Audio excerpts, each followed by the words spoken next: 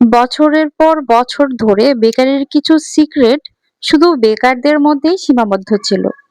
Recipe সবাই জানে, কিন্তু কেন একই কেক বেকারিতে এত নরম, এত ময়েশ্চার যুক্ত আর এত সুস্বাদু হয়, সেই আসল রহস্য খুব কম মানুষই জানে। আজকের ভিডিওতে আমি ধাপে ধাপে দেখাবো সেই টেকনিকগুলো, যেগুলো জানলে আপনার ঘরের পাউন্ড কেকও দেখতে, খেতে আর টেক্সচারে একেবারেই বেকারি স্টাইল হবে। তো চলুন দেখে নেওয়া যাক কিভাবে ঘরেই তৈরি করবেন বেকারির লোফ পাউন্ড কেক।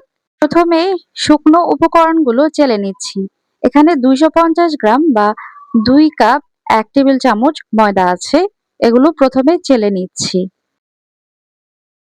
লবণ দিচ্ছি 2 গ্রাম বা 1/4 চা চামচ। বেকিং পাউডার দিচ্ছি 8 গ্রাম বা 2 চা চামচ। ভ্যানিলা পাউডার দিয়েছি 6 গ্রাম বা 1.5 চা চামচ। এগুলো চেলে নিচ্ছি। ভ্যানিলা এক্সট্রাক্টের জায়গায় যদি ভ্যানিলা পাউডার দেওয়া হয় তাহলে স্বাদের অনেক পার্থক্য আসে। গুঁড়া দুধ 20 গ্রাম বা 2.5 টেবিল চামচ, 1 টেবিল চামচ বা 15 গ্রাম কর্নফ্লাওয়ার। এখন সবগুলো শুকনো উপকরণ আমি একটু চেলে নিচ্ছি। এখানে দুধের গুঁড়া দিয়েছি, তাই অবশিষ্ট কিছু অংশ রয়ে গেছে, সেগুলো আমি আবার নিয়ে নিয়েছি।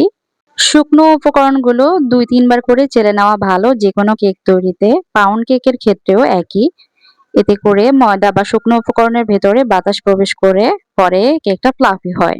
আরেকটি বাটিতে রুমের স্বাভাবিক তাপমাত্রায় থাকা মার্জারিন নিয়ে নিচ্ছি। এখানে 180 গ্রাম বা 3/4 কাপ প্লাস 1 টেবিল চামচ মার্জারিন রয়েছে। এখানে আপনারা চাইলে বাটার দিয়েও করতে পারবেন, কোনো সমস্যা নেই। এখানে চিনি দিয়ে দিচ্ছি 180 গ্রাম। কাপের মাপেও 3/4 কাপ প্লাস আরো 2 টেবিল চামচ। তো চিনিগুলো আমি ব্লেন্ডারে জাগে নিয়ে একদম গুঁড়া করে নিয়েছি। সমস্ত উপকরণ পাউন্ড কেক বা যেকোনো কেক তৈরিতে চেষ্টা করবেন রুমের স্বাভাবিক তাপমাত্রায় থাকা ব্যবহার করতে। এতে করে কেকটা অনেক বেশি পারফেক্ট হয়। এখানে একটু আগে যে চিনিটা আমি গুঁড়ো করে নিয়েছিলাম সেটা অল্প অল্প করে দিচ্ছি আর এই মার্জারিনের সাথে ভালো করে মিশিয়ে নিচ্ছি। প্রথমে মার্জারিনটা আমি একটু বিট করে নিয়েছি, এতে করে এটা অনেকটাই ফ্লাফি হয়ে গেছে। এরপর আস্তে আস্তে গুঁড়া চিনিগুলো দিচ্ছি। আর গুঁড়া চিনিগুলো দেওয়ার পরপরই দেখবেন এরকম সুন্দর সাদা ধবধবে মার্জারিনটা হয়ে গেছে।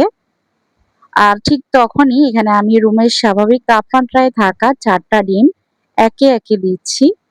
এখানে ডিমগুলো একে একে দিবেন, একসাথে দিয়ে দেবেন না। যখন একটা ডিম মেশানো হবে তখন আরেকটা ডিম দিয়ে মেশাবেন। এভাবে করেই দিতে হবে ধাপে ধাপে।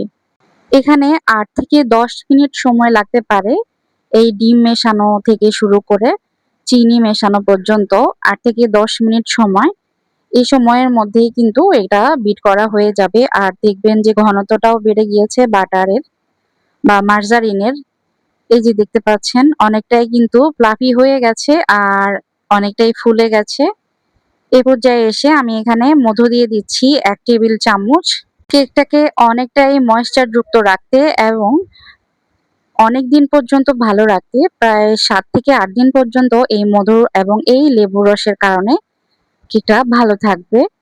এখানে আমি 2 চা চামচ লেবুর রসও দিয়েছি, হয়তোবা খেয়াল করেছেন। এখানে লেবুর রসের পরিবর্তে কিন্তু চাইলে ভিনেগারও দেওয়া যায়। এতে করে কেকের যে একটা স্থায়িত্বকাল সেটা বেড়ে যায়। তো শুকনো উপকরণগুলো আমি এখন ধাপে ধাপে দিয়ে মিশিয়ে নিচ্ছি। আর শুকনো উপকরণ দেওয়ার সময় একদমই এখানে বিটার ব্যবহার করবেন না।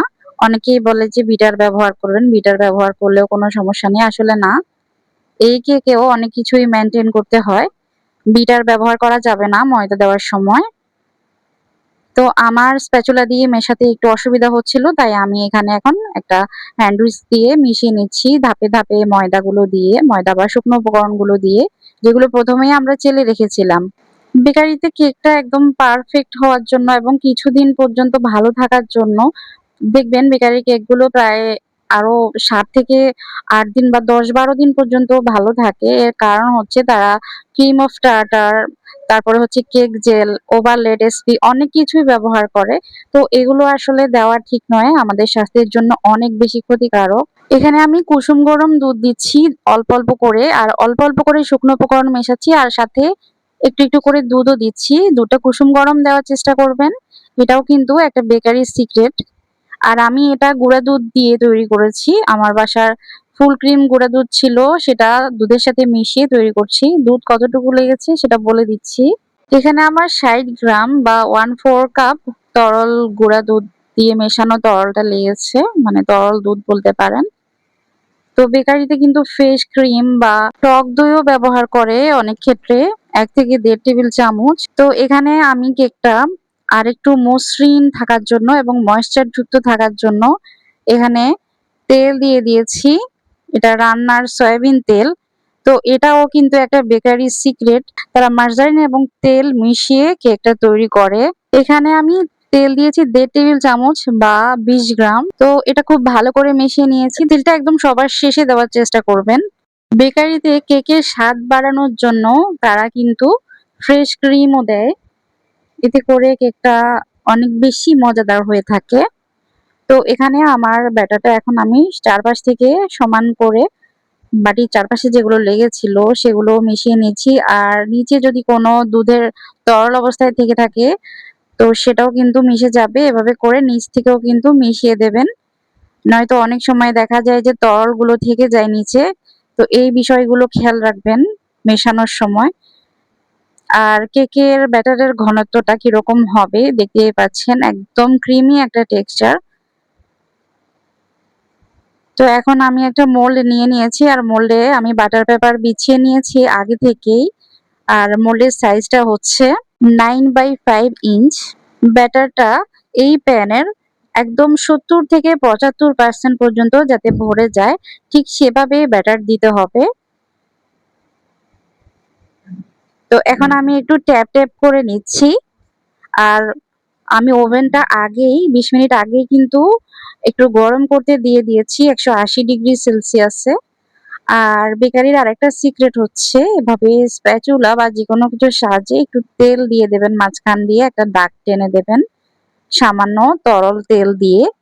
মানে এটা কি বলে? সয়াবিন তেল দিয়ে করেছি আমি। এভাবে করে দাগ কেটে দিয়েছি। এতে করে খুব সুন্দর করে মাঝখান দিয়ে ক্র্যাক আসবে। আমি এটা মাঝের তাকে রেখে বেক করছি। ১ ঘন্টার জন্য আমি এটা বেক করব। শুরু থেকে শেষ পর্যন্ত একই তাপে বেক করতে হবে। আমার ওভেনটার তাপমাত্রা একটু বেশি লাগে, বেশি দিতে হয়। তো আপনারা ১৭০ থেকে ১৬৫ থেকে ১৭০ ডিগ্রি সেলসিয়াসে মাঝের তাকে রেখে ১ ঘন্টা বেক করে নিলেই হবে বা ৫০ মিনিট। এখানে আমি সুগার সিরাপ তৈরি করছি। 1/3 কাপ পানি দিয়েছি আর ২ টেবিল চামচ চিনি দিয়েছি। এগুলো আমি ৫ মিনিট জাল করে নিয়ে আসছি। এদিক থেকে কিন্তু ১ ঘন্টার মধ্যে আমার কেকটাও কিন্তু মাশাআল্লাহ বেক হয়ে গেছে। আর দেখেন খুব সুন্দর কিন্তু মাঝখান থেকে ক্র্যাক এসেছে। এটা আমি ঠান্ডা করে নিয়েছিলাম ২০ মিনিট ওভেনের মধ্যে রেখে।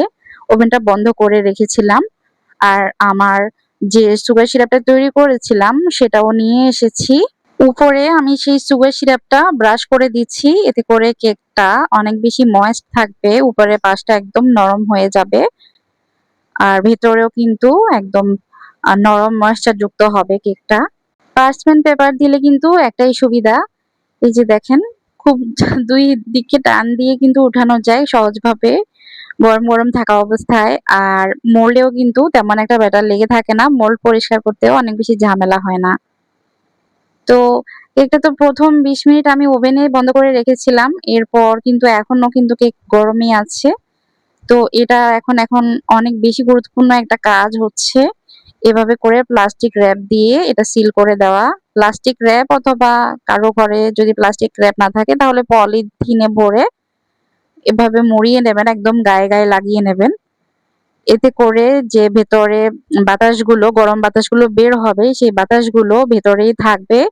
এগুলো বের হয়ে কেকটা ড্রাই হয়ে যাবে না। কেকের ভেতরে একদম নরম মসৃণ থাকবে, ময়েশ্চার যুক্ত থাকবে। তো এটা আমি ১২ ঘন্টা পর্যন্ত এভাবেই রাখার পরামর্শ দেব আপনাদের। তো আমি এটা ঠান্ডা হওয়ার পরেই কিন্তু কেটে শেয়ার করছি আপনাদের। আমি কিন্তু ১২ ঘন্টা রেস্ট দিইনি। আমি ৪ ঘন্টা পর্যন্ত এটা ঠান্ডা করে নিয়েছি। যখন ঠান্ডা হয়ে গেছে তখনই আপনাদের সাথে শেয়ার করছি কেকটা। সবচেয়ে বেস্ট রেজাল্ট পেতে অবশ্যই ১২ ঘন্টা পর্যন্ত সময় দেবেন। এখানে আমি বাটার পেপারটা বের করে নিচ্ছি কেক থেকে। আর কেকের ওজনটাও আমি আপনাদের স্কেলের মাধ্যমে বলে দিচ্ছি। এই যে দেখেন কেকটা কতটা নরম। আর আলহামদুলিল্লাহ, আলহামদুলিল্লাহ এটা অনেক বেশি ফুলকো আর অনেক বেশি নরম এবং অনেক বেশি পারফেক্ট হয়েছে কেকটা। আমি এখন আপনাদের কেকটা কত গ্রাম বা কত পাউন্ড হয়েছে সেটা মেপে দেখাচ্ছি। এখানে আমি কাঠের যে সার্ভিং ট্রেটা এটা বসিয়ে দিয়েছি, এতে করে কেকটা মাপতে সুবিধা হবে আরকি। তো এই কাঠের ওজন বাদ দিয়ে কিন্তু এখানে ৮৯০ গ্রাম ৮৯০ গ্রাম হয়েছে এই পাউন্ড কেকটা। তো এটা ২ পাউন্ড হয়নি। তবে আর কিছুটা হলে হয়েই যেত। এটা ১ কেজির মতো একটা পাউন্ড কেক হয়েছে। তো আমি এটা কেটে শেয়ার করছি এখন আপনাদের সাথে। তো আপনারা যদি চান এই কেকটা ৬০০ থেকে ৳৬৫০ করে কিন্তু বিক্রি করতে পারবেন। এটা বেকারির চাইতেও ভালো একটা রেসিপি, অনেক বেশি মজাদার। সবাই কিন্তু একবার খেলে বারবার চাইবে এমন একটা মজার কেক হয়েছে। আমার এই কেকটা উৎপাদন খরচ এসেছে সবকিছু মিলিয়ে ৳৩৬০ মতো, ৳৩৬০ ই। আর এটা আপনারা চাইলে ৬০০, ৳৬৫০ বা ৳৭০০ পর্যন্তও বিক্রি করতে পারবেন। তো কেমন লেগেছে আমাদের আজকের এই বেকারির লোফ পাউন্ড কেকের রেসিপিটা ঝটপট কমেন্টে লিখে জানিয়ে দিন। আর যদি ভালো লাগে তাহলে চ্যানেলটি সাবস্ক্রাইব করে পাশেই থাকতে পারেন। আমার কিন্তু আরো অনেক, অনেক রেসিপি আছে এই পাউন্ড কেক নিয়ে। আপনারা চাইলে কিন্তু সেগুলোও দেখে নিতে পারেন। তো আজকের মতো এখানেই বিদায় নিচ্ছি। আবার দেখা হয়ে যাবে ইনশাআল্লাহ।